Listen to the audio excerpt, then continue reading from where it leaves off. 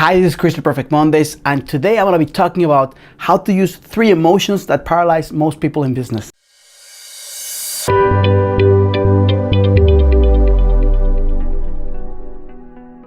Hi, this is Chris at Perfect Mondays, the place for women entrepreneurs who want to scale their business without drama and without overwhelm.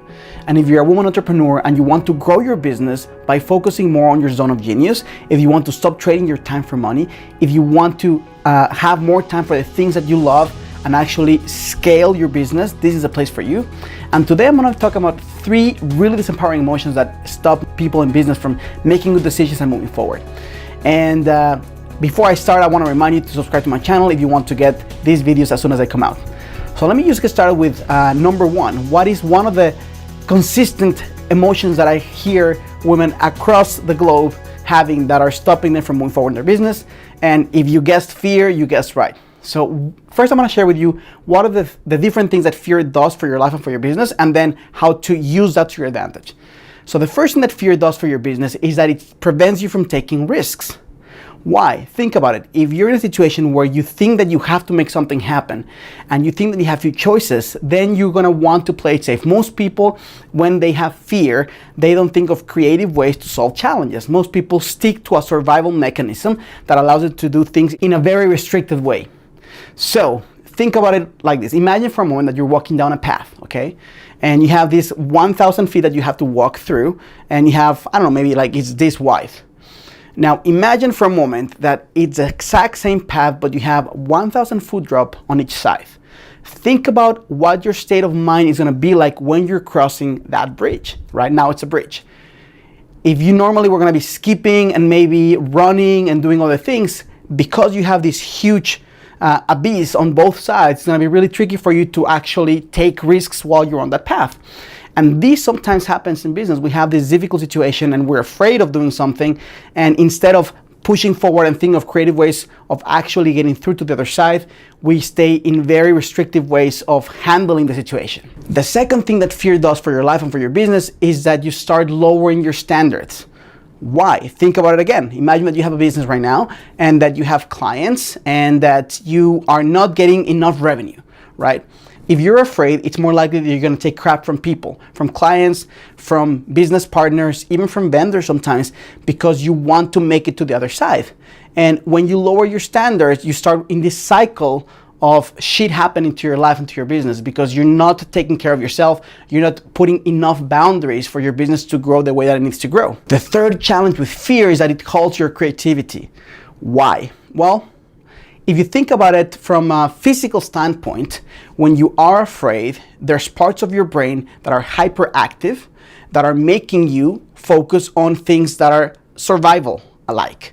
And when you want to tap into the creative side of your brain, it's nowhere near the part of your brain that makes you survive. So once more, when you want to think of different ways of solving a challenge, if you are stuck in paralyzing fear, if you're not taking risks, right? If you're lowering your standards, it's going to be really hard for you to become creative and solve this in a powerful way that's actually going to get you the result that you want. So what's one powerful way to actually use fear to your advantage? I can tell you that in my life, I had a time where I needed to make my business grow. And I can tell you that also my number 1 fear has been to work for someone else. It's something that I do not like. I've done that in the past. I have nowhere the patience or the intention of ever doing that again in my life. So when you are using fear to push you forward, it becomes really powerful.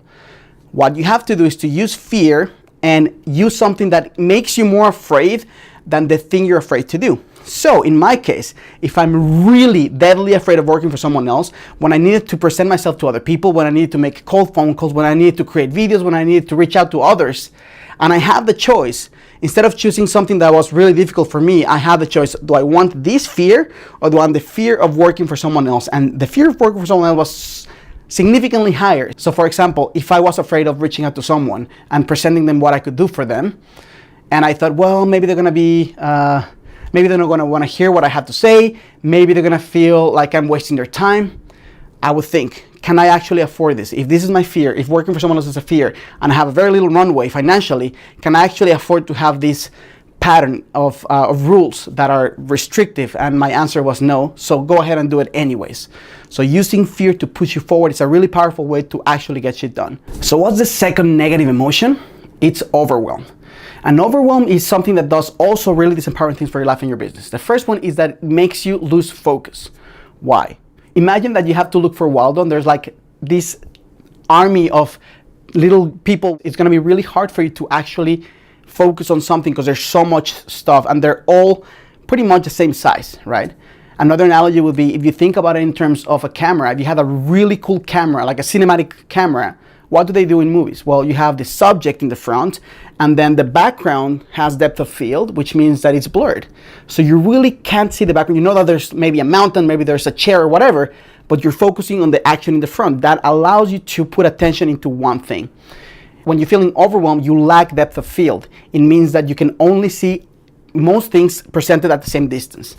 The second thing that overwhelm does for your business is that you go from doing strategy into doing tactical things. Why? Imagine again that you have to look for Waldo, that's the metaphor, right? And you have all these different things in front of you.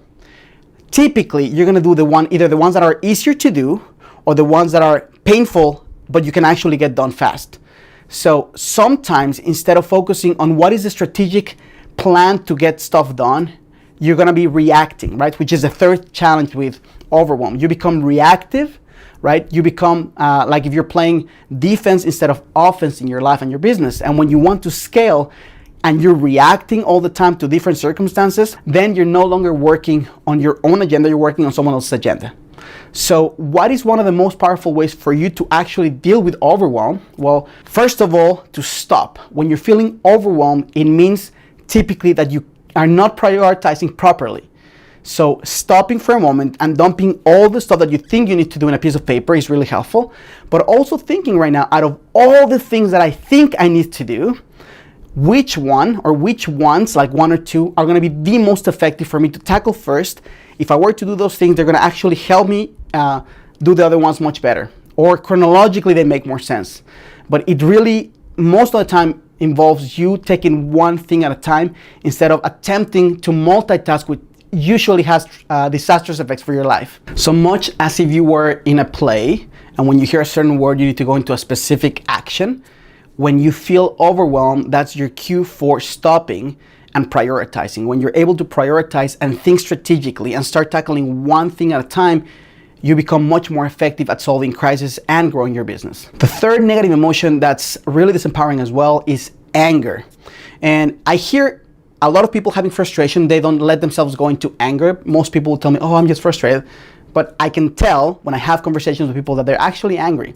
And anger is one of those emotions that does also really negative things in your life. Number one, it's an emotional black hole. What does that mean? It means that it requires so much energy for you to focus on that thing that makes you angry.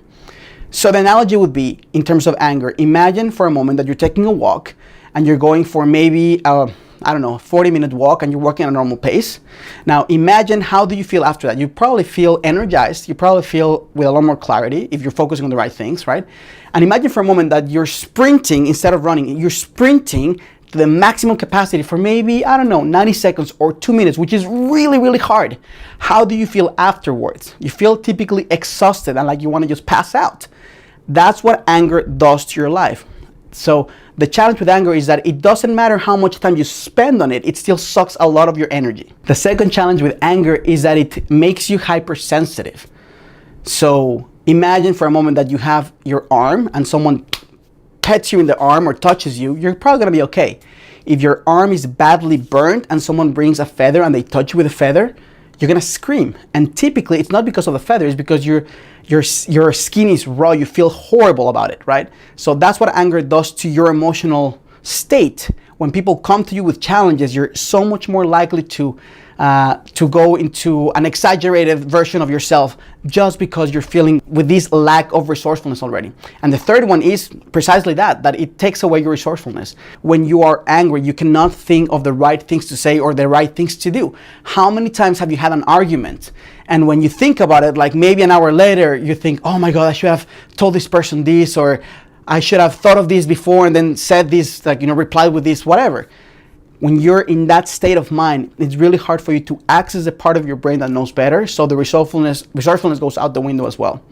So what's a powerful way for you to actually use anger to your advantage? Well, anger is just like fuel, basically. It can fuel you to make you feel deflated, or it can fuel you to actually do things that you want to do. And typically, when it comes to either procrastination or doing things that you're afraid of, just like fear can propel you, anger can also propel you. When there's things in your business or your life that you are struggling with, if you channel the energy of anger into focusing that and actually getting things done, then it's really powerful. Think of how many times you've gone through something difficult in your business, and if you're thinking about it and you use anger to say, okay, I never want this to happen again in my business, what can I do about it right now? Maybe you come up with a much better way to deal with your clients and a much better process, or something that is really empowering that comes out of that desperation, that frustration that you're feeling with the anger. So anger is fuel. If you use anger to push yourself to become better, to push yourself to take that extra mile, to push yourself to make that extra call, to push yourself to actually do the things that are difficult for you, is going to be something that's actually going to make you grow. However, you can only take it in small doses. If you use anger all the time, then it becomes disruptive. It's an emotional black hole, like I said, and it's going to make you drain and feel exhausted. So let me review quickly what are these 3 negative emotions and how you turn them around. So the first one is fear. And fear is something that if you focus on something that you're really afraid of and compare it to other things that you may not want to do, sometimes the fear of the ultimate chaos that you're thinking in your life allows you to push forward and break your own rules and do things that you normally wouldn't do because you want to avoid that situation that you're super afraid of. In my case, it was avoiding working for someone else. I would break my rules. I said, even if it makes people uncomfortable, maybe if people reject me, I'm still gonna go out and reach out to people because I can't afford to stay stuck, and I'm definitely not gonna have someone be my boss. The second emotion that's really disempowering is overwhelm, and typically overwhelm means that you can't see depth of field. You see a lot of things in front of you.